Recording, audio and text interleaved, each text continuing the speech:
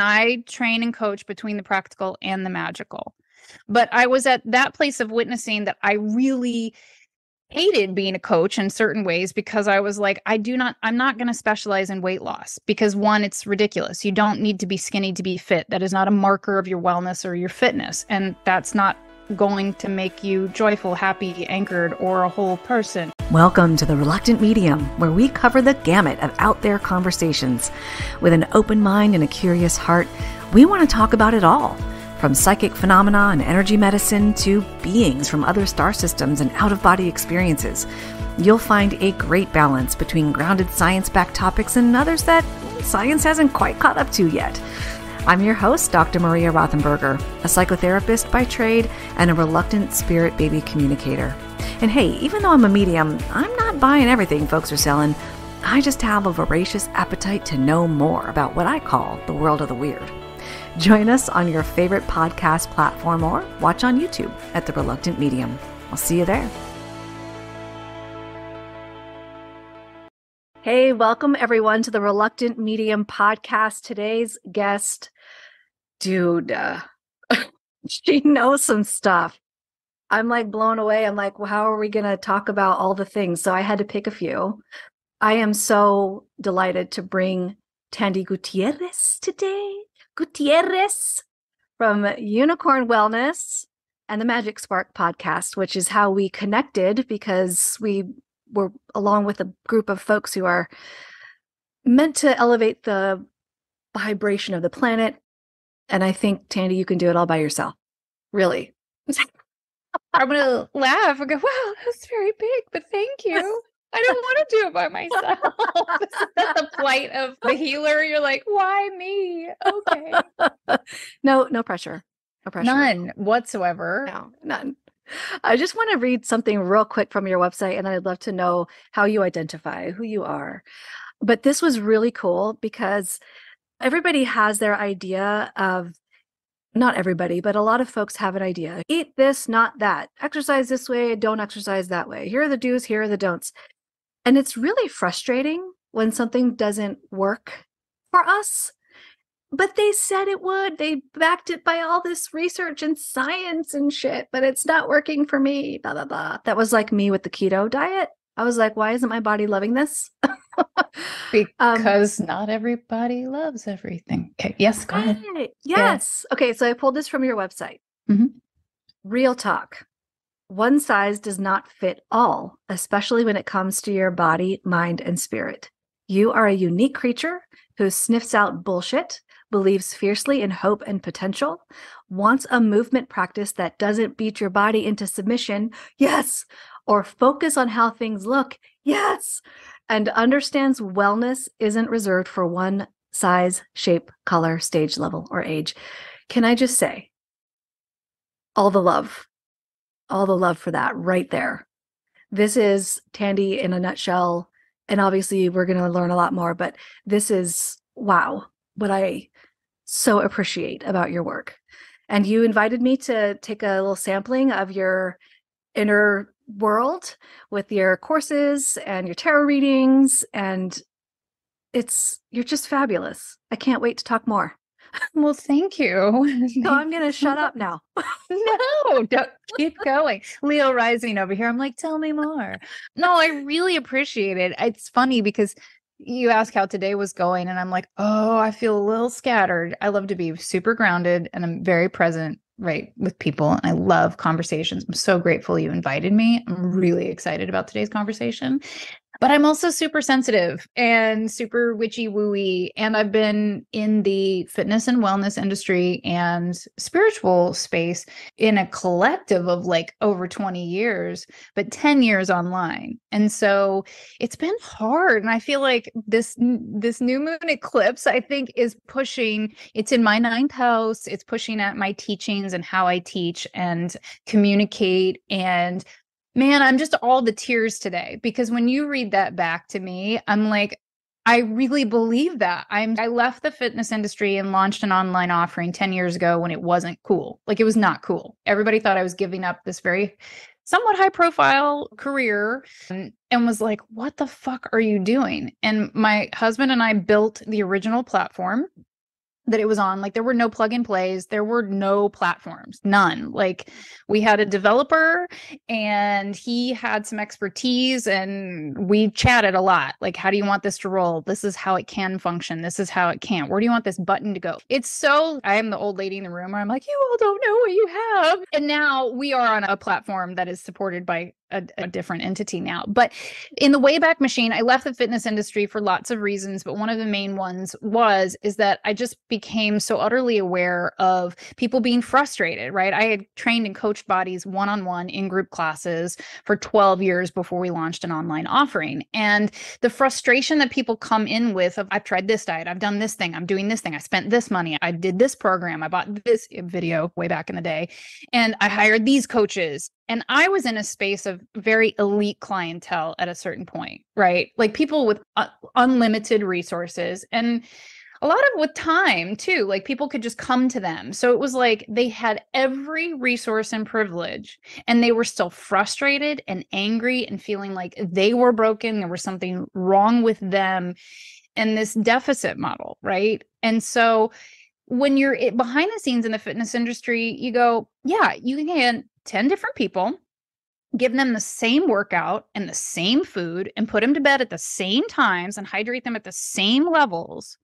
They're going to have 10 different outcomes. Now, that's not to say everything we've heard is complete false. Science exists, and I train and coach between the practical and the magical.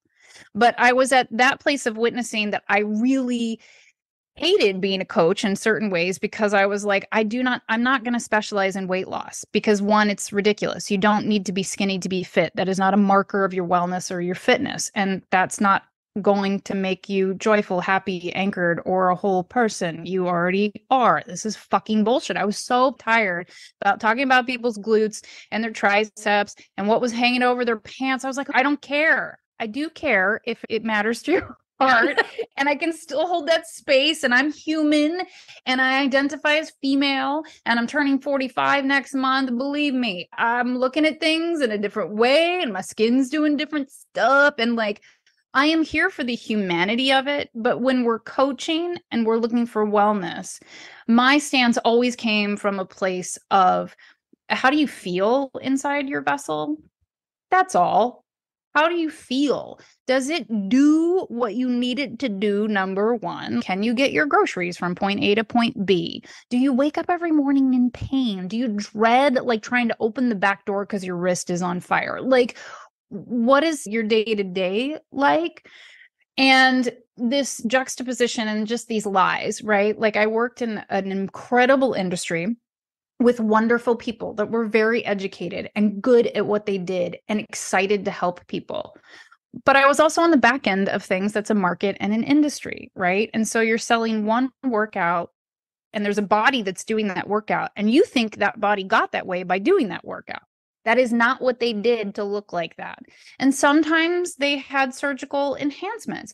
No shade on that either. It's not my jam, but whatever you invest in, what makes you feel confident and secure and you want to do, that's totally cool. But you just need to know they didn't get those abs by doing that workout. There was surgical assistance involved in that. And or when people take pictures, right? Like I try to do this on Instagram pretty frequently. I'm human also, and I'm a little sick of seeing myself after 10 years, but angles are important. Like people who are great models or photogenic, you do a lot of practicing, you know which angle works and which doesn't. You squeeze your butt, and yes, everybody sucks their stomach in because why wouldn't you? It's a photograph. Like, and so this, what we're trying to achieve versus what's happening in our own vessel.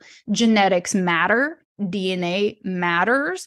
Also, we're not, does everybody want to be a fitness guru or an elite athlete? Elite athletes aren't even elite athletes their entire life. So this 5 to 7% body fat, this is not their entire lifetime. There's training, there's performance, and then you go be human again. And I do think there's a lot of, I think there's shift. There's never as much as we want there to be. But like, I have never coached and trained from a body manipulation standpoint. So this is fitness. In the definition that I work with it is it's the manipulation of the vessel. If you want to manipulate it to do a certain thing or to look a certain way, Can I help you with that? Sure, it's not my expertise. It's not my jam. Do I know how to do that? Absolutely, I do. I was a professional dancer, as a professional athlete, performer. I had gigs. You want to look a certain way for certain, you manipulate the scenario, right? I don't do that anymore, by the way. It's manipulation. And again, no shade. You're trying to get to a certain outcome, you follow a certain path to get it, but that's not living in a human vessel, in a human body day to day. So then you move into wellness, right? And in its best case, wellness is holistic. How do you feel? How do you think? How does it function? And then maybe on that list too, because we're all human, how does it look? Are you comfortable in your skin? Like I'm a skinny bitch and I am white passing and presenting. I'm not actually Latina or Hispanic. That's my married name. My children are. But there's a lot of privilege in passing white and being a skinny bitch. But what we don't talk about is that when I was at my height of illness and disorder and dis-ease, I was also at my smallest in weight. And people thought I was so fabulous. And I wanted to scream at every single one of them. I couldn't put on weight. Nobody wants to hear that story. I get it. But I had my own struggles of I just kept losing weight and people wouldn't listen to me. I was terrified I was going to get into this space of like organ failure. My thyroid was at a super dysfunction. And the industry that I was in was like, you look amazing. And I was like, what are you talking about? You can see my breastbone. This is not, it's a different side of things, but I've definitely experienced a lot of commentary on my vessel as a performer, as a coach in an industry where you're trying to sell things. And I thought, this is a lie. And I can't do this because my concern is really for people's hearts and souls. Who cares what size you are? Are you happy? Does your body function? Like, if there's an issue of what it can't do or it hurts, yes, we need to tend to that. And we need to take strain off of it. We need to strengthen it. But like, it doesn't, one size does not fit all. And this shaming and the cultural misogyny of things is utterly epic. And again, I know people can look at me and go, I don't know why she thinks she can understand any of that. But I have held space for so many clients and had my own experience that may be different, but significant health issues, actually. Major. Yeah. And 2 pregnancies where I gained a lot of weight and was shamed for it. Meanwhile, I was underweight before do you know what I mean? Yes. You can't win. So you can't win in any size if you are in a vessel that is identified as female. And if it has always been my piece to try to help, to try to support, and honestly, to disrupt. I don't think I do it enough, but I certainly try. And longevity's got to count for something, to re-educate people on what it is to tend to a vessel out of care. And so even the term self-care is completely commodified at this point, that it's even hard for me to use it to describe what I do. Like, the membership has a workout. It does. Let's just call it a workout. It's a workout. Because if we try to say other things, it gets complicated. And there is a nutritional support there. But it's not a cookie cutter scenario for anybody to come in to try to look like me. I am not interested. And if that's what people are coming for, they don't stay long because they are like, oh, that's not what she do. She's wanting me to live authentically? I don't understand. Goodbye.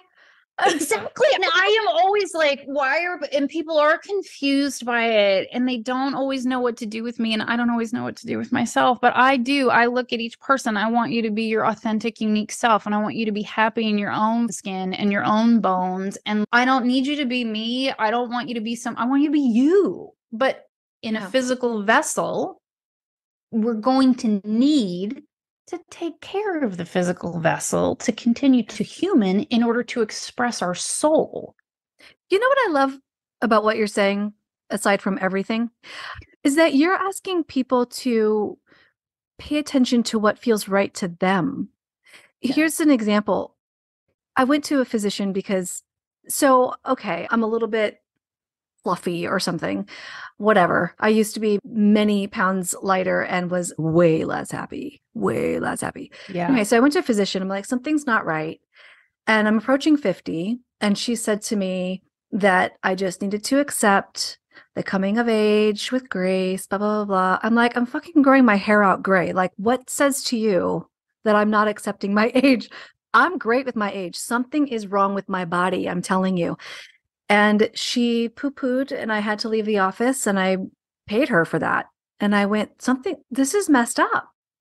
So I love that you're saying you're asking people to pay attention to what feels right for them. If their BMI is a certain BMI, or they eat certain kinds of foods, or whatever, you're still asking, hey, tune into yourself. What feels right to you? And that's why I wanted to read that thing, because it's so incredible that a lot of folks aren't really in touch with what feels right to me. Everybody else is trying to tell me.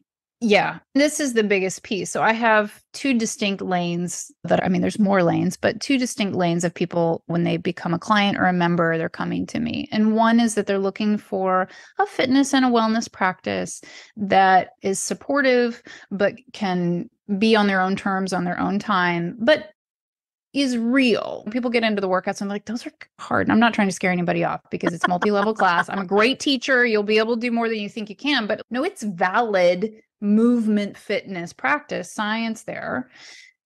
And the other lane is the magical mentoring lane of really doing the personal self-development work. And so I want our members come in from all different places and spaces. Like, oh, she's a great teacher. I just want the movement practice. I'm interested in the woo-woo and the tarot and that. And that'd be cool because I can do that too while I'm there. Or we have people who come in who are like full-fledged witches that are like, I live by the astrology, I live by the tarot, and I want a movement practice that supports that too.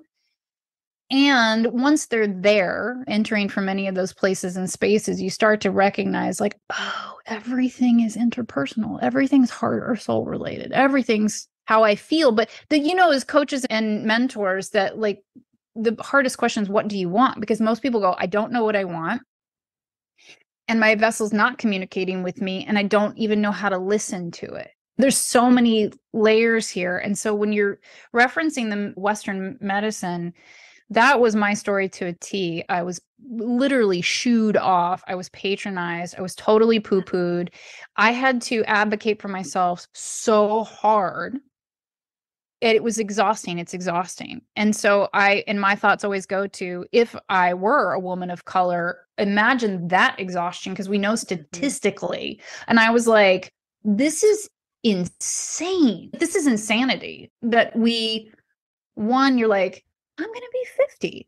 Like, I don't have weird expectations of things. I'm communicating. Something doesn't feel good. Do not, tell me I have to accept that. I'm looking for support. I'm looking for advocacy. I'm looking for resources. Yeah. You're not going to find them in Western medicine. Exactly. And I didn't, but I did find it. And so then I'm off track. I'm trying to make a linear point here of it all comes back to the interpersonal work, which is why magical mentoring is the major lane of like when people come to the unicorn wellness practice and then they go, I want to go deeper, because we get to a point and I did in my coaching and training was like, yeah, we're talking about your triceps and your butt, but really what we're talking about is worthiness, right? What we're talking about is self-love. What we're talking about is acceptance. What we're talking about is feeling judged on every corner and internalized misogyny. Like, oh Lord, right? So when we get into that interpersonal work, that's where the goods of everything are. This is where you learn how to empower yourself, to advocate for yourself, to recruit help, to look in other places, to not take the no, to not feel like because they have letters after their name that they know more than I do about my own body. Like, we live in a culture of misogyny and patriarchy. And in order to keep us docile, in order to control us, in order to keep us in fear, we have to be patronized to feel stupid at all. And it's so systemic that it feels like you were even referencing like a female doctor. And it's like, that doesn't, because somebody's female doesn't mean they're not a misogynist. And they don't even know it. It's just these layers That's right. of conditioning that disempower and then teach us to accept the disempowerment. So if you're like truly subversive, you're like, at first it's shaky. I remember that where you're like, I don't really think that's true. I don't think I need to accept that. I really think there's something wrong in my vessel, which was my experience. Yeah. Like, I went, to doctor after doctor. They would hand me antidepressants. I'm like, I'm not depressed. I am not just stressed. There is something fucking going on with my body every time I eat things. Like, I'm not making this, I'm not crazy. Years down the road, hey, my thyroid's completely burnt out. And they're like, how are you even functioning right now? You have no TSH in your system whatsoever. And I'm like, probably because I did all the weirdo holistic things and nutritional tweaks, because nobody would believe me. I was trying anything I possibly could at home. So, I think I was standing on 3 different soapboxes at the same time. You want to? I love your soapboxes, and I want to say, preach, preach, preach. That's what I want to say. I'm just going to leave now. You continue talking. I love your wisdom. I love it. I just real fired up today, but in general. I love it. It's great. Well, keep me focused. Here's the thing, because you're speaking my language around what we think about ourselves. True self-care is not something that you check off a list. Took a bath today. It's real deep, really truly loving yourself, caring for your body, caring for, and you say vessel, caring, truly caring. That's where I lived for a long time. As I mentioned before we started recording, I'm a mental health therapist, and I thought everything is solved by mental illness. Everything is solved by it. But then tarot readings told me different. This is where I want to take you. Tarot's going to drag you. Jeez. Okay, so here's the overarching question, right? How is physical wellness connected to spiritual wellness? And here's why I'm asking this question, because every year I do a tarot spread for myself for the whole year. And every year for the last 3 years, there has been something in there around nutrition. I have to eat well. I have to choose well for my body. I have to change something that I'm doing for my physical body. And I completely ignored it because I'm like, everything's fine. My mental wellness, I'm happy and delighted and I love myself. I can look in the mirror literally and say, I love you to myself. Couldn't do that a decade ago. Everything's fine. No. Tarot said, in order to move to your next level of spiritual connection, awakening, etc., you need to focus on your body. What is that, Tandy? Why?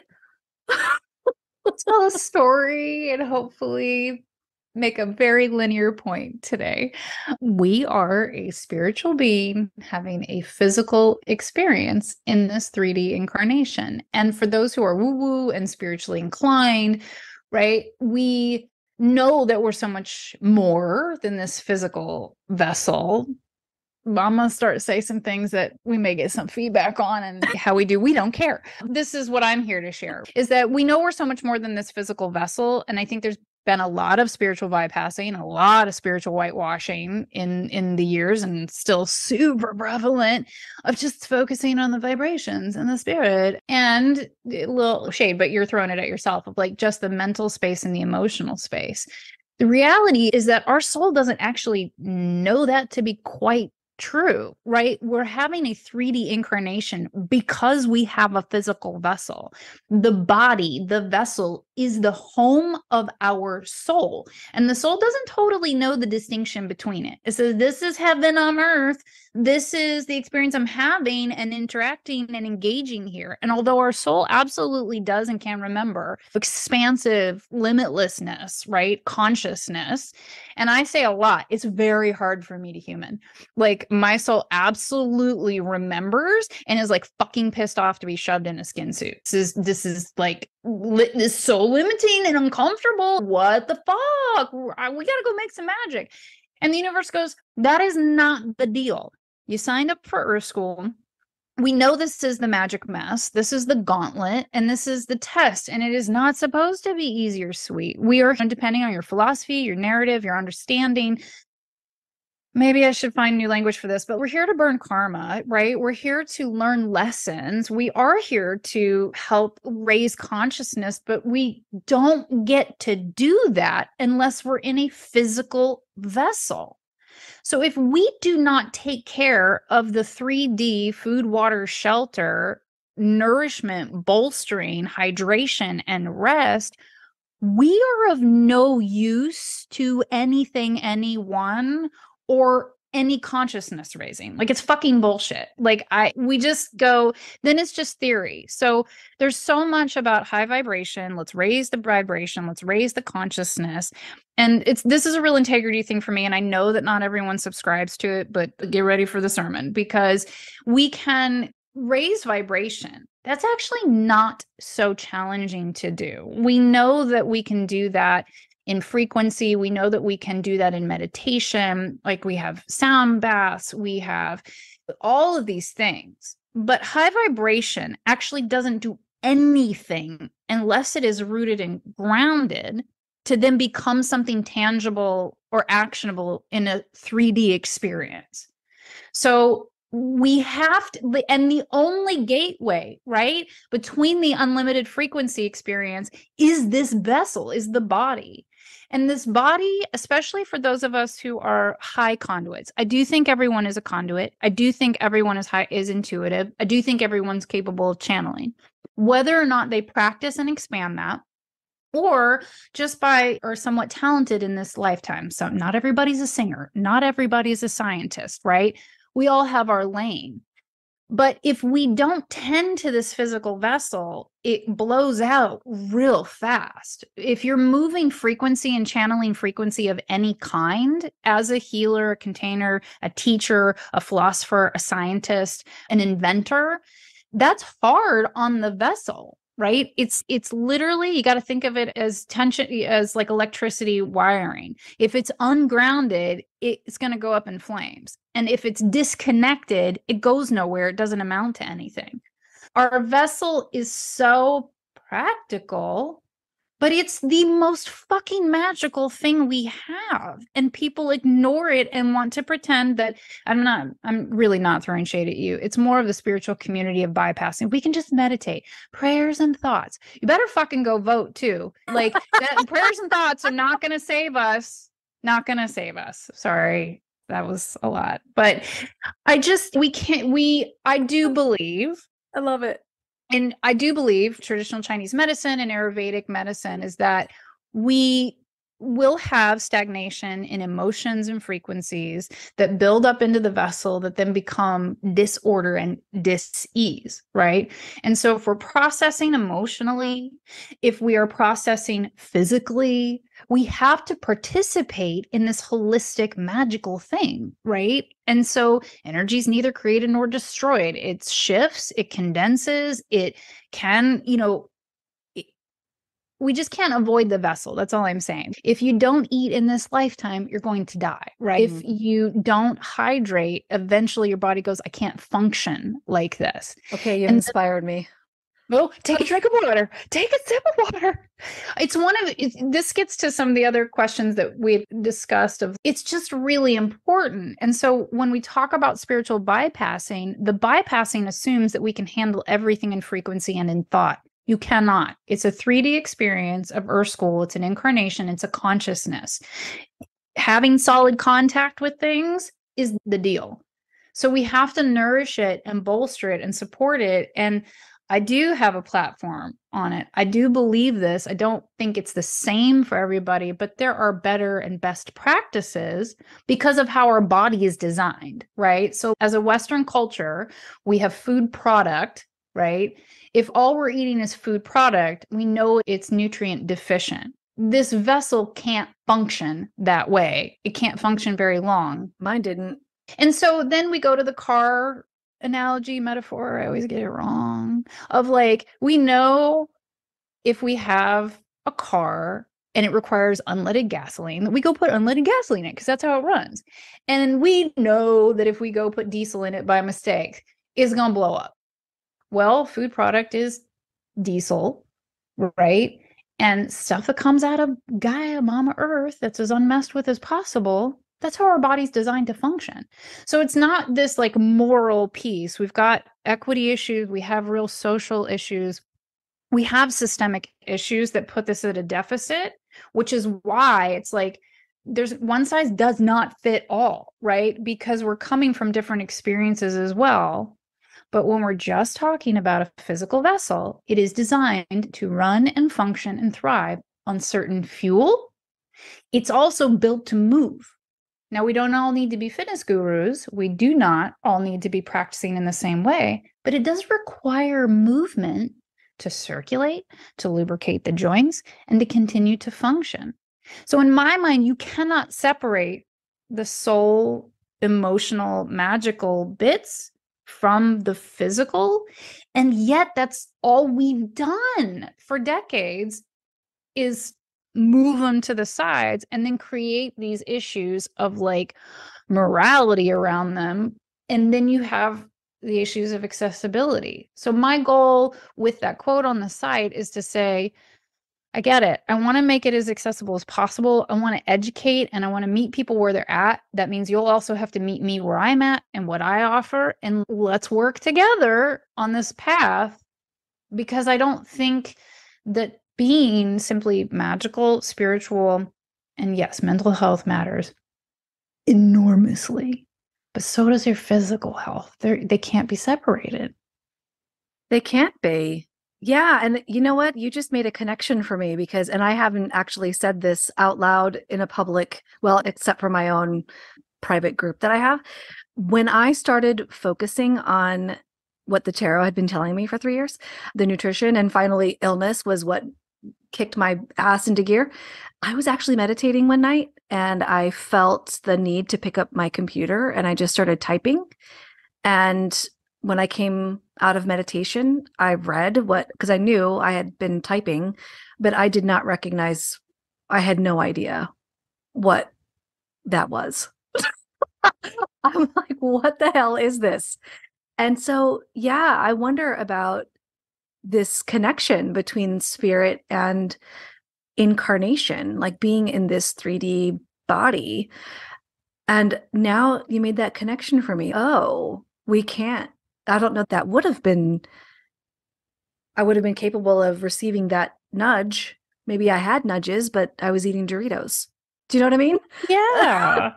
Not really. I was eating French fries. That's what I was eating. Well, and I eat French fries from time to time too. As I get wiser and more mature, I feel like I don't want to demonize where anyone's coming from. And yet, not to demonize it, if you're putting chemicals in your body, that's going to be an inhibitor from a connection to spirit and source, at least if it's like consistent. I do think every once in a while might just be fine. But my body was also a vessel that was like, nope, you can't even do it every once in a while. It's just going to be fucked up. It's just going to be like, nope, you're going to be in bed for 4 days. So not worth it. Ouch. Yeah. No. And only you can decide whether or not it's worth it. Like maybe 4 days in bed, not a problem for other people. I don't know. Exactly. And again, this is just it. Like a one size fits all scenario when we're talking about wellness, right? And as a culture, we have concepts of wellness, and this is our food, this is our rest, this is our movement, this is our mental health, this is our emotional health, right? And it is up to each of us to decide what's worth it. What are the resources I have right now? Time, money, energy, body, mind, and soul. These are all resources, right? Some people are like, I got the money, but my bandwidth is no. Yeah. So then that's a choice. And so instead of trying to get everybody to fit into these little tiny wellness boxes and check the box on this diet, the space that I hold is about cracking your personal food code. So then you know what works, what versus doesn't work. And then you have choices. Is it worth it for 4 days in bed? My skin breaks out with certain other things. You're like, yes, it was totally worth that. Like, totally down for that. Or not. I've come a long way in my healing, like massive. But I used to just be in pain over everything that wasn't really clean. And then it's about choice, but you have to be empowered, right? And you have to know yourself in order to be empowered, in order to make choices. So authenticity is uniquely different on purpose for every person. Yes. And what we want is to feel confident and also go, fuck it, I don't care. I'm making that choice today. Let's do it. Or, yeah, I made that choice. We don't have to be excited about it to be empowered. We just have to go, yep, that was the choice I made. Yep. That's what I did. I might choose something different next time. I don't know. Okay, so we're talking about some super grounded 3D stuff. And I have another question for you that is, I'm going to segue into it now, but it is on the complete opposite spectrum of like spiritual stuff, hanging out in spirit for a bit. Because I read, as I'm researching stuff, I read something really intriguing on your site. You work with other entities in your work. And I'm assuming this is to still support the folks in your work, but you're not just, oh, it's all about the body. It's all about the body. You are you run the gamut, right? You're like 3D body and higher beings and other things, right? So the names that I read, that these are souls that are listed on your site. Lilith, I don't even know how to pronounce this. Hekati? It's pronounced multiple ways. There's no one right way. So I pronounce it Hecate. Hecate. Others say Hecate. Okay. There's no one way. Hecate, Aphrodite, Mary Magdalene. I would love to know of your work with these beautiful souls, women, yes? Yeah. And how did you come to know that they were calling you, or were you calling them? Like, how does this work?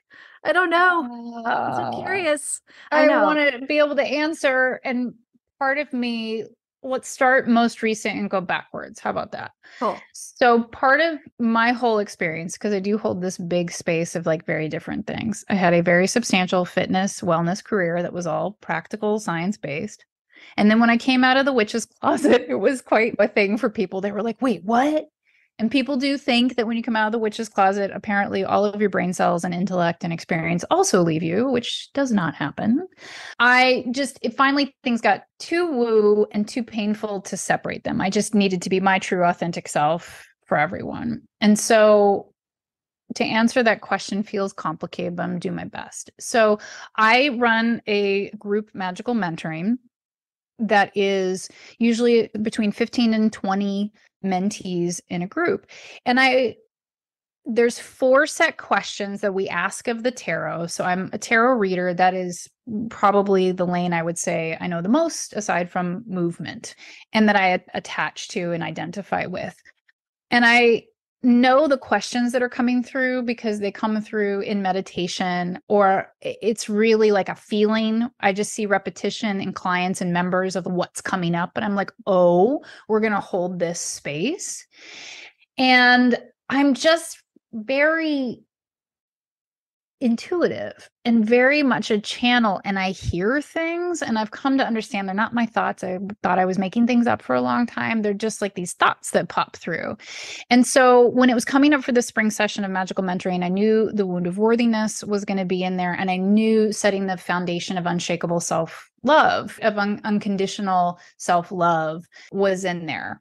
And so as I'm doing this, I get these like in meditation visualizations of this very sparkly, it looks rose gold like goddess. And I was like, oh no, no, no.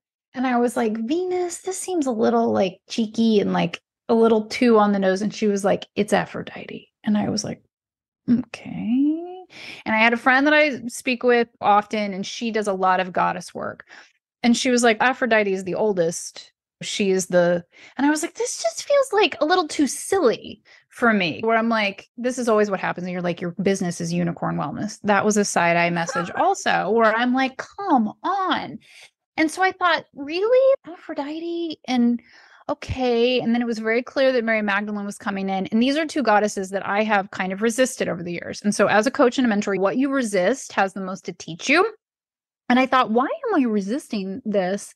Because it has this perception of being soft and sweet. And what we know of Venus is the goddess of beauty and love. And I'm like, here I am teaching how to dismantle the internalized patriarchy with Lilith and Hecate. And she's, nah, bitch, like I am war and beauty. And these are these hallmark moments of who I am. That's not who I am in full. And so I have to sit with these energies for a long time. And then all of a sudden I feel really stupid. So like this always happens with me, where I have these ideas and there's these things float through. And then I'm like, oh my God, I've been working with them for years, like for years. Like, how did I not know this? Because Aphrodite was so clear that she's roses, she's pink, she's red, she comes through in the Empress card. She is the essence of unconditional love, like in rose quartz and rose tea. And so I channel all of these like practical tactics for my clients of like spells, right? You're going to be drinking this tea for these 4 weeks. You're going to work with this mantra. If you're into crystals, then you're going to work with this one. And I was like, how did I not know that that's who I've been channeling for the last 5 years in these? And she was like, I don't know. And I was like, okay, I'm really sorry. I'm going to get you on my altar tomorrow. You have been with me. Because I come through as the trickster also. Like she's got, like Aphrodite has this energy of fuck around and find out. She's pleasure. And sometimes she just fucks around for her pleasure because that was fun. So I kind of feel like she came through that way. And I was like, oh, you have been with me this whole time. So for me, it's really through the tarot initially. I've been practicing tarot since I was 16. I had a reader from the ages of 16 to 26 that I worked with who told me this was going to be my path. And I was, yeah, okay, whatever. Okay, yes, it is. But it's always been through energies and essence in the card. So I have come to understand that I've worked with these goddesses quite a bit, but I didn't know their names for a while until it stumbles upon. So I always feel like my life is this massive spiritual scavenger hunt. It's less and less so now, I think, because I committed so clearly to it at a certain point and it has some anchors to it. But I used to feel like the universe gives you messages, right? It does. And I've always believed that. I've always leaned into it. But I have very often felt like it was like throwing puzzle pieces at my head. And I'm like, I got the piece. I don't know where it goes, but I have this piece. And then I feel like my guides and guardians always have this like really terrible sense of humor where they're like, it's not to make a puzzle. You're supposed to make a sculpture out of it. I'm like, what the fuck? How was I supposed to know? So Aphrodite's been with me for much longer than I recognized. And it really was this fall that she got really loud. And then messaging just kept coming in meditation, like these channeled spaces. Mary Magdalene, I would say, has been with me probably for the same period of time. And I just have really resisted her, knowing that she's present, but I came from a very religious background. And so there's just the resistance of origin with her. And then I finally understood that loving space of Vestal flame and unconditional self-love. And of course, clearly I had more healing to do with myself in order to accept these two deities as a channel. Like they've been holding me in this loving space. Come on, girl. We're here. We've been here. We're just waiting on you, you know? And I finally softened and opened into it. Hecate and Lilith are much more my lane of dark goddesses, of chaos and destruction. I will burn it down for my integrity's sake. I don't know that there was a specific point in my life with either of them, but I do identify that Hecate really is my spiritual mother. So that's a little complicated, but she's considered the witch of all witches, right? The oldest of the Greeks, that she's the witch of all witches. So if she's the witch of all witches, then she must be my mother, right? Like the triple goddess of maiden, mother, and crone. And it's just things become interesting to me. They come into my vision and then I wait for there to be 3 references. And then as I stumble into this great scavenger hunt, just read something and then you're in tears and you're like, oh, this is the work. Oh, that's what this is. There's so practical. Yeah, exactly. So Hecate, like we lived in New York for a really long time and I love found objects as magic and messaging. And she's the keeper of the keys, the lender of light. Like she'll show you the path, she'll light the way. And when it's time, she'll hand you the key. She's not going to fucking do it for you. And in fact, you're like, please help me. And she's nope. Like she's the good mother, right? I'm going to give you all the tools. I'm not going to leave you alone. I'm right here. You're going to be fine, but you have to do it. And so I would find keys all the time, which is like a weird thing. Literal keys? Yeah. So actually, as I'm telling this, I'm recognizing when Hecate came into my life so clearly. So this was the pandemic. definitely my periphery, stories that I knew, reading about her just as a goddess and understanding.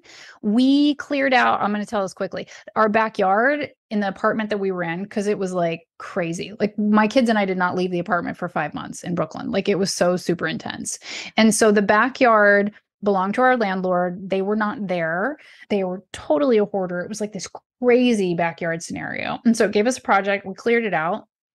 And I remember moving out like one of the very last paver stones, like to create like a yard for us to hang out and play back there. And there was a tiny, tiny, tiny broken key that was like crazy rusted. And the top part, like the handle, I have it, it's on my altar, is a heart. Oh my And God. I burst into tears and I was like, oh, I know this is her. Okay. So she just handed me a key and I have no idea what this means. Wow. Wow. I love that because you just made that really practical. These insights within your like your clairvoyance, your clairs, right? Yeah. But then bringing it like I ask for 3 pieces of evidence, 3 signs or 3 whatever. That's exactly my rule, by the way. I ask for signs 3 times. I recently got a sign and I showed it to my husband and that's not a sign. That's like a punch in the face sign. I'm Yeah. like, yeah. And I still want 2 more. Yeah, my guides are so annoyed with me. They're like, "Girl, we sent you like I am that meme." And I'm like, "I know, but could you just cuz I'm unclear." And they're like, "Absolutely not. Now we're going silent cuz now you're just infuriating." I'm like, I know I am. I'm infuriating myself. yeah. So when you work with people, then it sounds like you go from spirit to mental health to physical health, and then from physical health to mental health to spiritual health, like back and forth. You are Yeah. connected with all of these for your clients. This is what folks can expect. I love it. It's phenomenal. P.S.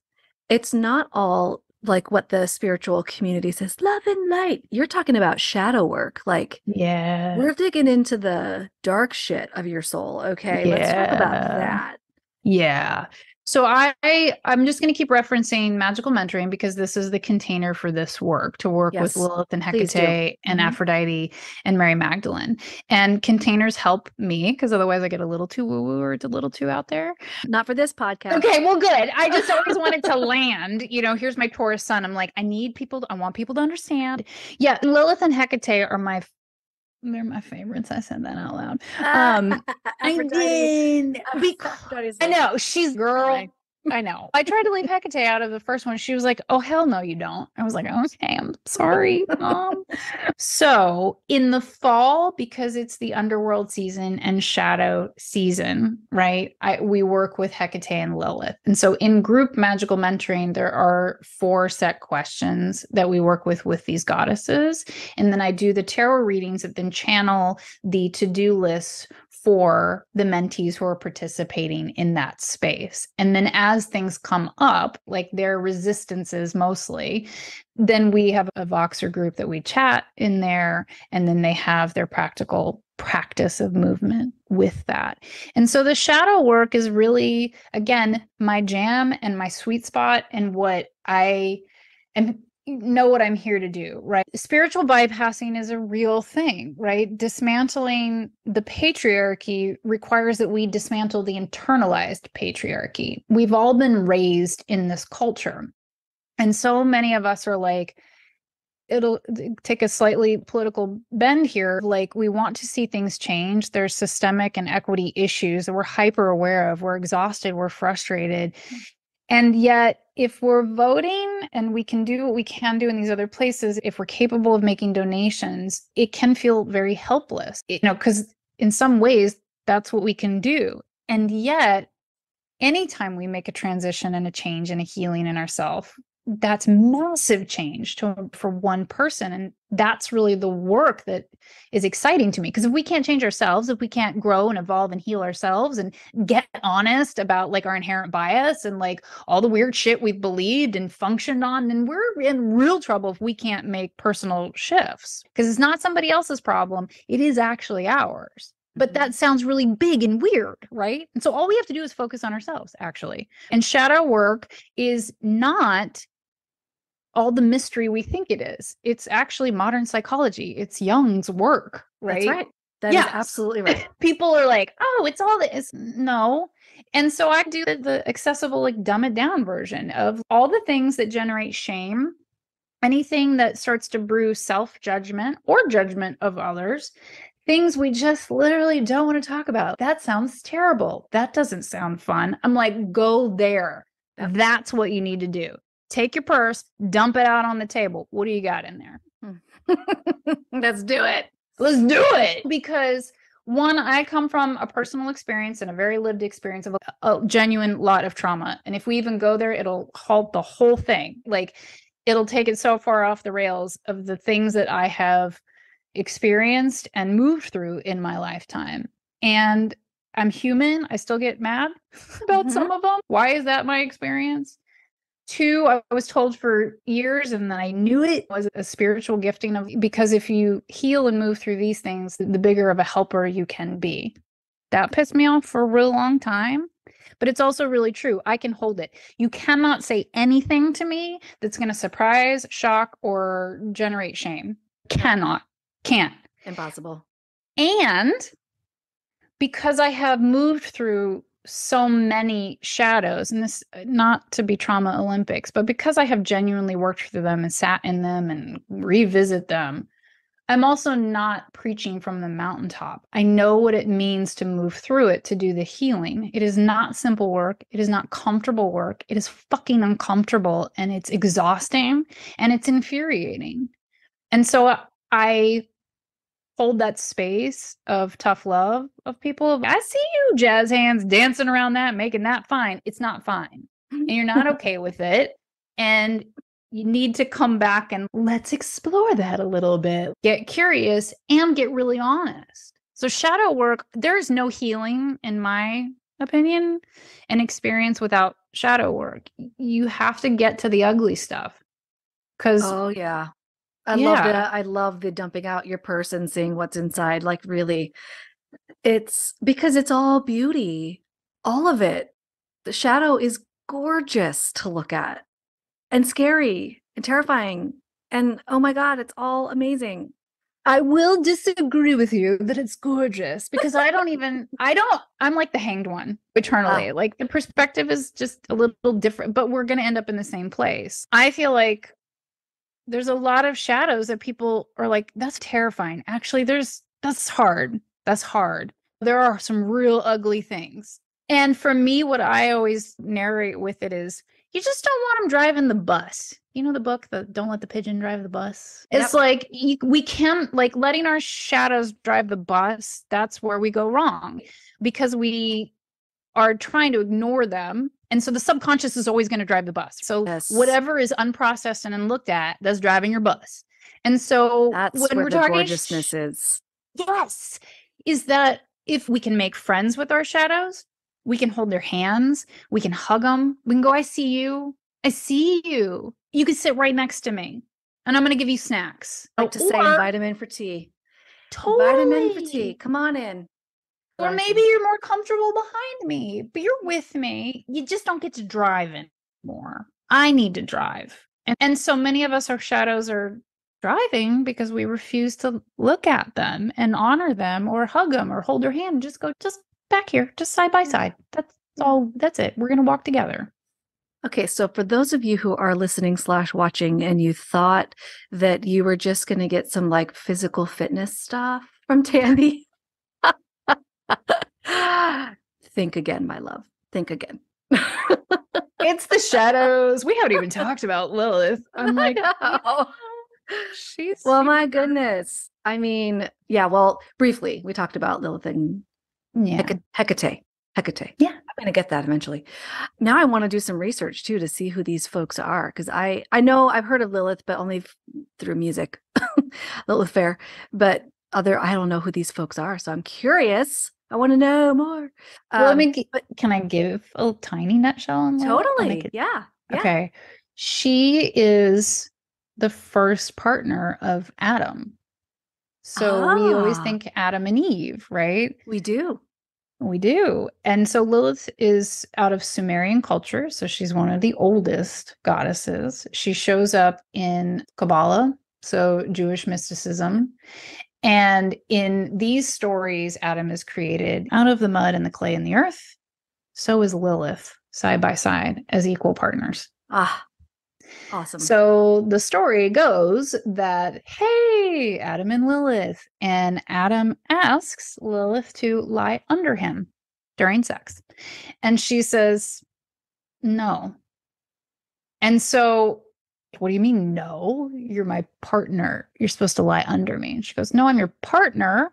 And I'm going to extrapolate out a bit where it's like, that's just not comfortable. That's not my jam. That's not doing it for me. So we can communicate. Can we just try another position? Maybe. And he's like, no, this is the way I want it. Calls in God. And she's, hey, could we just have a discussion about this? I'm supposed to be his equal partner, and this is not my thing. And God's absolutely not. So you will submit or you will be cast out. And she's, I don't really think that's going to work for me because I'm not being seen, I'm not being heard, and I'm not even being considered, but I'm supposed to be an equal partner. This is fucking bullshit. And so she is expelled from heaven and demonized. So she leaves. Yeah. So she leaves. This is a tiny nutshell. Tiny, tiny, tiny. But she leaves out of integrity. And so she is the dark goddess. She's the goddess of sex and blood magic, right? Dark moon Lilith in astrology. There's actually 3 placements of her in astrology. But she's really the goddess of inequity, the unseen, anyone who's been othered, right? And the divine feminine of equity and equality. And she has been demonized to the high heavens. And they send 3 angels to go get her because she goes off to the Red Sea, like into the caves and the caverns. And they're like, you have to come back, and you can come back as long as you'll submit. And she was like, why would I come back if I have to submit? So she's all about integrity, right? It's not a comfort. Like, she's not really gaining anything. He literally makes her children demons and demonizes her. And like, her story is so screwball. But when you lean into the reverse narrative of it, she was a guardian of mothers of the households in Sumerian culture. She was a protector of infants and babies. Like, it's like this crazy, again, we're taking the goddess and then demonizing because it's the only way for the patriarchy to get a foothold. Well, geez, they must somebody be asked me awful. today. Sorry to interrupt you. No, go ahead. Somebody just asked me today what my definition of the feminine is. I should have just said Lilith and left it there. Yes. So I have one question for you. Like, when I'm coaching and we do shadow work and we're really looking to move into empowerment. So the community that comes to me are usually women who don't understand how oppressed they are, how much the patriarchy informs them inherently, like the internalized misogyny, and like they're looking for joy, but really they have to connect to rage and anger before you can move into joy and abundance. Well, Lilith is our sacred rage. That's not fair. You're not listening to me. I'm not agreeing to that. You can't gaslight me, and I'm not agreeing to that. It's not true. I'm leaving. She is such a badass that if we're looking for empowerment, the only question you have to ask is, what would Lilith do? She's not going to take any shit from anybody, that's for sure. And usually she's just going to leave. No. So when we work with Lilith, just know, when we work with Lilith, we're working with things like changing language of, that doesn't work for me when you're communicating with people.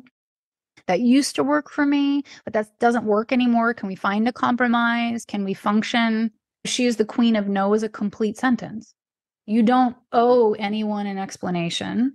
Yes. There's such relief in that. Yeah, you may want to give one. You may. Like, I'm not really in the camp of over communicator. I was a highly abused kid, but I think we don't communicate enough. I feel like actually we could communicate better and more. And yet, you don't have to. You don't owe it to anybody. You don't need to do that emotional labor. If you decide that is like at risk of safety and security and exhaustion for yourself, no's going to work. Yep, it is. So Lilith is our patron saint of no. Love it. Done. That's awesome. I feel like you are Lilith incarnate. That's your vibe. Yeah? Yeah, I say it like that because Because it's been a lifetime of losing friendships that are important to me or relationships, because I will set the boundary of integrity and safety. And that means you'll lose people because not everybody's willing. You're so exactly. Oh, yeah. I've lost some myself because of that. And Yeah. then people don't talk about how painful that is to do that. We get demonized, we get called bitches and witches, and they're cold and they don't. And it's quite the opposite to set a boundary like that. Also, if you called me a tree, I wouldn't then be a tree. So you can use your words. Fair. You can use your words. All right. I love it. Where would be the first place that people should go to look for you? The first place would be the website at unicornwellnessstudio.com. Everything's there. Great. You're right. Absolutely everything is there. I got a sneak peek. Everything, P.S., will be linked in the show notes. And so people can skedaddle over there right now to connect with you for both this beautiful balance, or both things, this earthbound, like here are some practical things, but also this gorgeous connection to the other side. And I'm surprised you're not a therapist. There's a heavy mental health stuff for you too. That's amazing. That's like, obviously that's my jam, but that's amazing. People don't know what they're going to get. It's just so rich with information, and that is high praise, and I appreciate that feedback. It's a trauma-informed space, and you can't have those safe spaces without holding some of that space. Yeah. Important question. All gender identities? Yes, absolutely.